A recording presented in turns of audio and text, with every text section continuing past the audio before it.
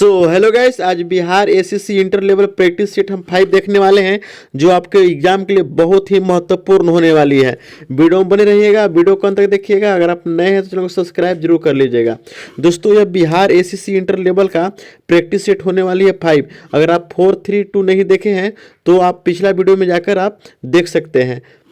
Question number 1 हो जाएगा आपका कि द्वंद्व शासन की व्यवस्था किस अधिनियम से लागू हुई थी, आपको बताना है। तो याद रखना, द्वंद्व शासन की जो व्यवस्था लागू हुई थी वो आपको 1919 के अधिनियम से लागू हुई थी, यानी कि ऑप्शन नंबर सी आपका करेक्ट आंसर हो जाएगा। जितना भी क्वेश्चन करवाएंगे सब आपका बिहार एसएससी से संबंधित क्वेश्चन होने वाली है। वीडियो बने रहना, वीडियो को अंत तक देखना। अगर आप नए हैं तो चैनल को सब्सक्राइब जरूर कर लेना, ठीक है दोस्तों। चलते हैं दोस्तों क्वेश्चन नंबर नेक्स्ट की ओर। अगला क्वेश्चन है कि बिहार में चंपारण सत्याग्रह किस वर्ष प्रारंभ हुआ था, आपको बताना है। क्वेश्चन नंबर दूसरा हो जाएगा, ठीक है। तो याद रखना दोस्तों, चंपारण जो सत्याग्रह हुआ था वो आपका कब हुआ था, तो 1918 ईस्वी में, 1917 ईस्वी में हुआ था, यानी कि ऑप्शन नंबर बी आपका करेक्ट आंसर हो जाएगा, ठीक है।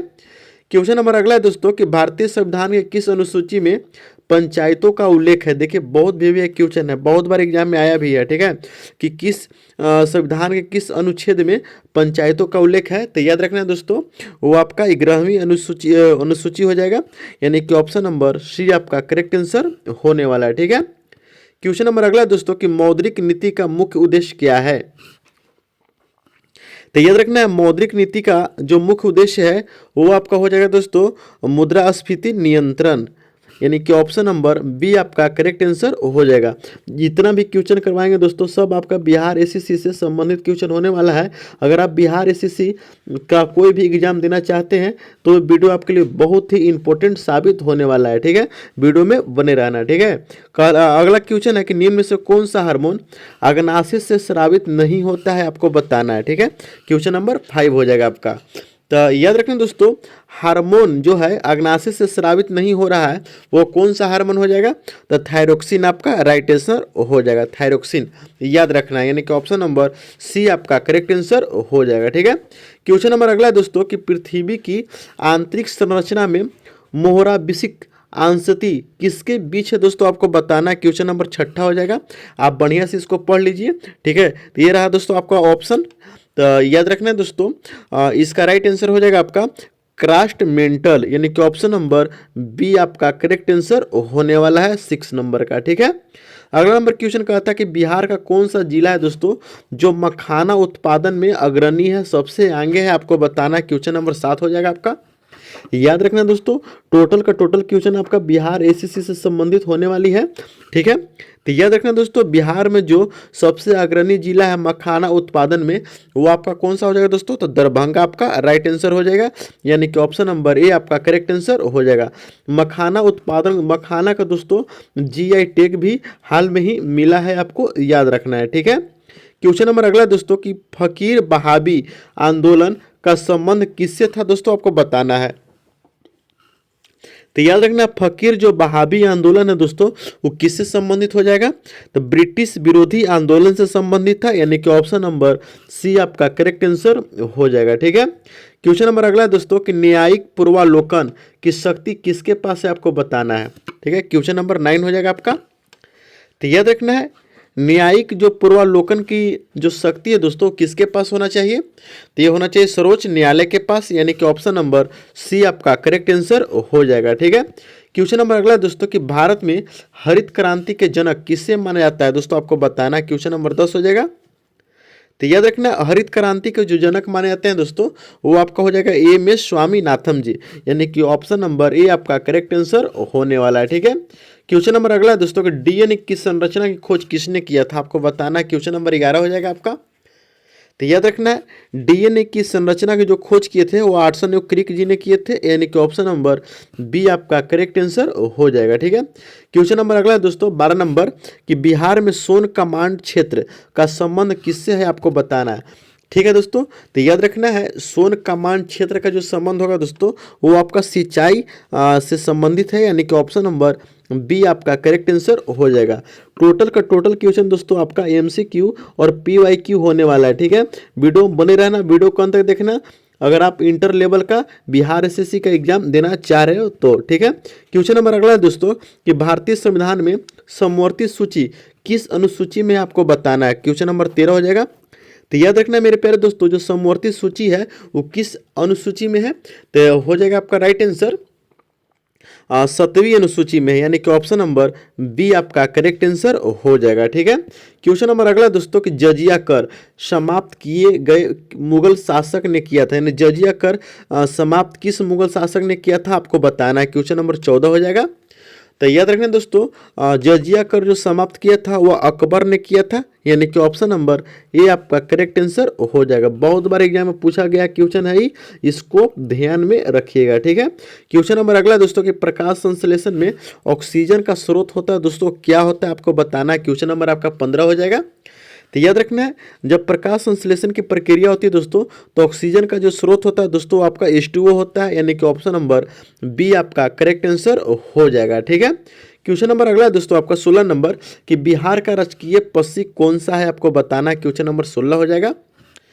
तो याद रखना है मेरे प्यारे दोस्तों, जो बिहार का राजकीय पक्षी है वो आपका हो जाएगा गोरैया, यानी ऑप्शन नंबर बी आपका करेक्ट आंसर होने वाला। जितना भी क्वेश्चन करवा रहे हैं दोस्तों सब आपका बिहार एसएससी से संबंधित क्वेश्चन होने वाली है। सब वीडियो में बने रहना, वीडियो को अंत तक देखना। अगर आप नए हैं तो चैनल सब्सक्राइब जरूर कर लेना, ठीक है। क्वेश्चन नंबर अगला है दोस्तों कि राष्ट्रीय आय की गणना में क्या शामिल नहीं होता है आपको बताना है। क्वेश्चन नंबर 17 हो जाएगा। तो याद रखना है, राष्ट्रीय आय की जो गणना में कौन सा शामिल नहीं होता है, ऑप्शन दिया हुआ है आपका। तो राइट आंसर दोस्तों हो जाएगा आपका ट्रांसफार्मर पेमेंट जो रहता है दोस्तों वो शामिल नहीं किया जाता है राष्ट्रीय आय में, आपको याद रखना है, ठीक है। यानी कि ऑप्शन नंबर सी आपका करेक्ट आंसर हो जाएगा। क्वेश्चन नंबर अगला दोस्तों कि भारत में न्यायपालिका की स्वतंत्रता का प्रावधान किस भाग में आपको बताना है। क्वेश्चन नंबर 18 हो जाएगा आपका। तो याद रखना है मेरे प्यारे दोस्तों, जो न्यायपालिका की स्वतंत्रता है वो किस प्रावधान में है, किस भाग में है, तो हम बताएंगे कि सर किस भाग में है। तो भाग 5 में है, यानी कि ऑप्शन नंबर सी आपका करेक्ट आंसर हो जाएगा, ठीक है। क्वेश्चन नंबर अगला है दोस्तों 19 नंबर कि नालंदा विश्वविद्यालय की स्थापना किसने किया था आपको बताना है। क्वेश्चन नंबर 19 हो जाएगा आपका। तो याद रखना है, नालंदा विश्वविद्यालय की जो स्थापना किए थे कुमार गुप्त प्रथम ने किए थे, यानी कि ऑप्शन नंबर सी आपका करेक्ट आंसर हो जाएगा, ठीक है। क्वेश्चन नंबर अगला दोस्तों कि लाल मिट्टी अधिकतर कहाँ पाई जाती है आपको बताना है। क्वेश्चन नंबर 20 देख लीजिए। तो हम कहेंगे कि जो लाल मिट्टी है दोस्तों वो अधिकतर कहाँ पाई जाती है, तो हम बताएंगे सर कि लाल मिट्टी कहाँ पाई जाती है, तो तमिलनाडु में पाई जाती है, यानी कि ऑप्शन नंबर सी आपका करेक्ट आंसर होने वाला है, ठीक है। क्वेश्चन नंबर अगला है दोस्तों आपका कि बिहार में विक्रमशिला विश्वविद्यालय है किस जिला में स्थित है। देखिए बहुत भी क्वेश्चन है, ठीक है। विक्रमशिला जो विश्वविद्यालय है वो किस जिला में दोस्तों, तो भागलपुर में स्थित है, आपको बताना है, यानी कि ऑप्शन नंबर ए आपका करेक्ट आंसर हो जाएगा भागलपुर, ठीक है। क्वेश्चन नंबर अगला दोस्तों कि संसद की संयुक्त अधिवेशन कौन बुलाता है। बहुत भी क्वेश्चन है, आपको याद रखना है, ठीक है। जो संसद का संयुक्त अधिवेशन होता है दोस्तों कौन बुलाता है, तो याद रखना है दोस्तों राष्ट्रपति बुलाते हैं, यानी कि ऑप्शन नंबर बी आपका करेक्ट आंसर हो जाएगा। क्वेश्चन नंबर अगला है दोस्तों कि भारतीय रिजर्व बैंक की स्थापना कब हुई थी। तो याद रखना है, जो भारतीय रिजर्व बैंक दोस्तों यानी कि आरबीआई, ठीक है, आरबीआई की जो स्थापना हुई थी 1935 ईस्वी में हुई थी।